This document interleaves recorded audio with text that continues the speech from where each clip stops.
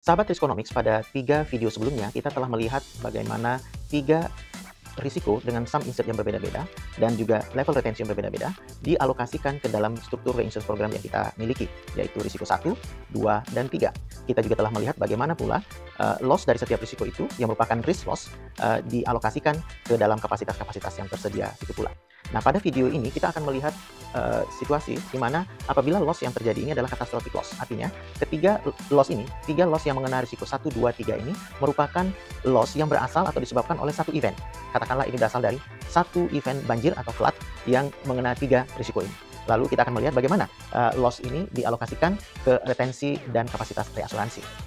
Jadi, dengan situasi seperti ini dan reinsurance program dengan struktur rancang bangun seperti ini yang kita miliki, maka satu hal yang harus kita pahami bahwa tidak akan ada perubahan pada alokasi risiko dan loss dari kapasitas proporsional dari setiap risiko ini. Artinya baik itu risk loss maupun event loss atau catastrophic loss, maka kapasitas-kapasitas proporsional seperti fakultatif proporsional, surplus, dan quota share akan terlebih dahulu mengambil bagiannya dari setiap risiko apabila terjadi loss pada risiko tersebut. Sehingga yang tersisa di sini adalah bagian dari area yang diprotek oleh excess of loss layer 1 dan layer 2. Jadi di sini yang menjadi concern kita adalah area yang kita sebut sebagai quota share retention. Karena di sini akan terjadi perbedaan aplikasi atau cara kerja excess of loss dalam menghadapi catastrophic loss dibandingkan dengan risk loss. Jadi kita lihat kembali bahwa struktur reasuransi non proporsional, treaty non proporsional excess of loss dari perusahaan ini adalah seperti ini, 2 layer. Ini apabila kita pisahkan dari struktur proporsionalnya, teman-teman. Nah, jadi layer 1 adalah 500.000 in excess of 250.000 dan mengcover risk and cat. Kemudian layer 2 hanya mengcover cat saja, 3,25 juta in excess of 750.000. Nah, bagaimana cara kerjanya apabila ketiga loss ini berasal dari satu event? Maka yang pertama kita harus menumpuk atau mengumpulkan atau mengakumulasikan loss bagian dari quota share retention dari ketiga risiko ini. Jadi kita ketahui risiko 3 memiliki bagian loss yang di-cover oleh quota share retention-nya sebesar 93.750, kemudian risiko 2 187.500 dan risiko 3 lebih besar sebesar 562.500. Totalnya dari ketiga loss ini adalah 843.750.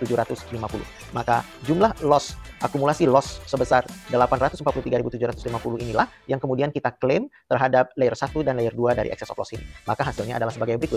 Jadi net retention tetap akan mengambil 250.000 pertama sebagai ultimate retention dari perusahaan asuransi ini. Kemudian layer 1 kita lihat akan membayar sebesar 500.000, bisa kita katakan sebagai total loss karena seluruh layer ini harus dipakai untuk membayar loss. Kemudian layer kedua yang cat only hanya kebagian sisanya sebesar 93.750 saja. Dengan demikian, kalau kita recap dari semua loss ini, 3 loss, kalau kita recap perbandingan antara reinsurer dan insurers, partisipasinya di setiap risiko ini, baik proporsional dan non proporsional, kita bisa lihat bahwa insurer at the end of the day, dari ketiga loss ini, walaupun terjadi bersamaan dari satu event, tetap saja perusahaan asuransi bisa mematok loss-nya hanya sebesar 250.000 saja sebagai level net retention-nya. Dan sisanya diambil oleh perusahaan reasuransi, panel perusahaan reasuransi yang berpartisipasi di semua kapasitas treaty, proporsional, non proporsional maupun fakultatif proporsional di sini. Akibatnya, reinsurer secara keseluruhan akan menanggung risiko sebesar atau loss sebesar 93,75%, di mana terbagi proporsional di sini mengambil 78,91%-nya, sisanya non proporsional hanya 14,84%-nya. Jadi di sini bisa kita simpulkan, selain kita bisa buktikan bahwa dalam kebanyakan risiko atau kebanyakan loss, selalu saja panel reinsurers yang akan menahan risiko lebih besar dibandingkan insurer.